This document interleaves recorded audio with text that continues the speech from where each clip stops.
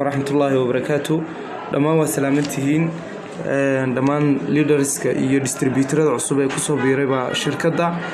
Maanta waxaynu ka hadli doonaa amba aynu qaadan doonaa bilowga ganacsiga sida ugu fiican ee ganacsiga loo bilaabo. Markii lagu siiyo warbixinta amba informationka shirkadda aad qaadatay waxaa fahantay inay tahay waxaan nidaam ganacsi amba system ganacsi oo aad company-ga aad wada shaqaysanaysaan. Haddaba journiga iyo safarka ganacsiga sidee baynu bilaabi karnaa? Shantan qodob waa shanta qodob ee inoo fududeynaya inaan bilow wanaagsan oo tallaabo u dhisan inaan ku bilaabi karno. Marka koowaad shirkadda waynu isdiiwaan gelinaynaa amba waynu isdiiwaan gelinayba inagoo dirayna informationkeena iyo warbixinteena sida passport-keena iyo gmail-keena. Intaa markaynu samayno oo shirkadda aynu isdiiwaan gelino, shirkaddu waxay noo aqbalaysaa amba inoo aqoonsanaysaa inaynu noqono xubin shirkaddii ka mid ah, taasoo ayna siinayso ID card iyo in loo sameeyo qiimo dhimista alaabta 15%.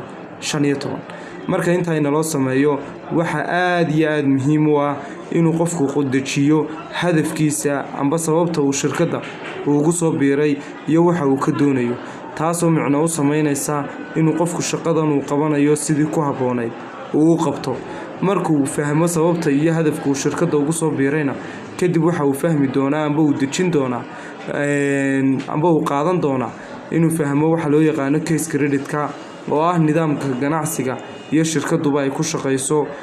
Kadib markuu intaa fahmo case credit-ka kadib wuxuu qaadan doonaa tababarka product-ga iyo wax soo saarka shirkadda iyo sida wax loo iibiyo.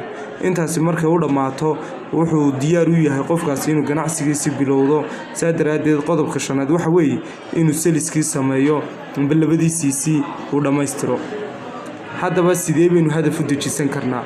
Hadafku muxuu muhiim u yahay shirkadda markaynu isdiiwaan gelino? Hadafka wuxuu muhiim u yahay qofku waxa weeyaan su'aasha ugu horeysa waxa weeye maxaynu shirkadda ugu soo biirnay? Maxaynu shirkadda ka doonaynaa? Maynu walaalkeen asxaabteena iyo dad aynu garanayno mise iyo amba xamaasad ahaan ayuun baynu shirkadda ugu soo biirnay mise waxa jirta sabab ka dambaysa oo aynu shirkadda ugu soo biirnay? Dhisitaanka hadafka shirkadeed iyo mustaqbalka aynu ka leenahay ee aynu dejinaynaa waa mid ina hagaya oo inoo fududeynaya aragtideenaas inay inoo rumowdo. Qofka oo yeesha aragti waxay ka dhigan tahay inuu qof dhammaystiran yahay amba bilaaadmi dhammaystiran uu yahay, balse qof aan lahayn aragti waa qof aan dhammaystirnayn meeshuu socday meeluu ka socdo aan garanayn. Marka nolosha muhiimad badan ayay u leedahay inay qofku uu yeesho hami amba hadaf. Haddaba deji qorshahaaga hadafka amba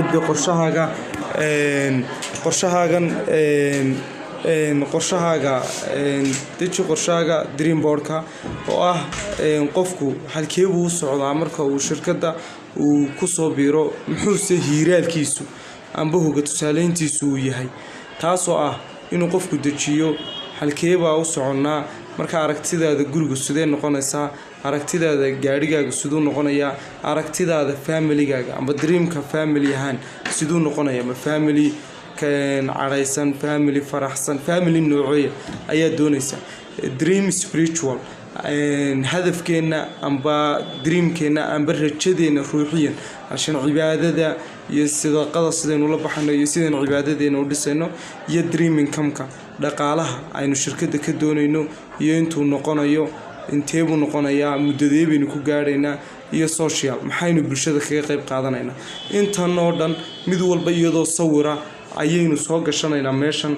Aragtida iyo dreamkuna amba rajada oo la dejiyaa waxa weeyaan waa hoga tusaaleyn aanad waqti xaadirka haysan amba waxaanad iminka haysano doonayso noloshaada inaad gaarsiiso.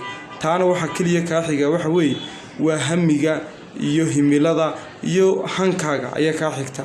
Marka waa muhiim inaynu shirkadda garanno waxaynu ka doonayno, inaynu garanno meeshaynu hiigsanayno si ay noogu fududaato shirkadda shaqadan aynu qabanayno iyo dadaalka aynu qabanayno. Marka mid walba iyadoo sawira ayaa soo gashan doontaa adiga oo dooranaya guriga iyo gaadhiga aad jeceshahay inaad gaadho. Haddaba waa inaan fahanaa waxa loo yaqaano case credit-ka.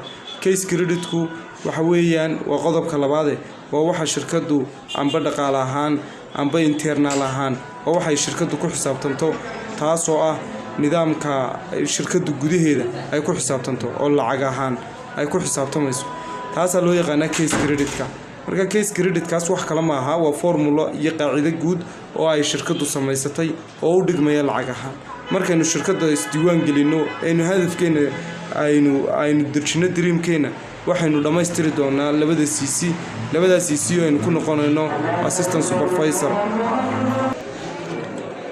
nidaamkaas waxa loo yaqaanaa case credit-ka marka case credit-ku waa wax guud amba qaacido guud oo shirkadu ay u isticmaasho sidii ay gudaheeda marka ay ugu xisaabtami lahayd marka case credit-ku waa nidaamka level walba iyo darajo kastaaba waxay leedahay case credit u gaara taasoo qofku si gaara uu gaadho marka shirkada isdiiwaan geliso ee aad hadafkaaga iyo hamigaaga garato ee aad shirkadii go'aansato inaad ganacsiga sii wadato productiga ayaad ku bilaaban doontaa iib gaadhaya 430 oo ah assistant supervisor kaasoo u dhigma 2 CC supervisor ayaa kugu xigi doona levelka ku xiga kaasoo aad ku sameynayso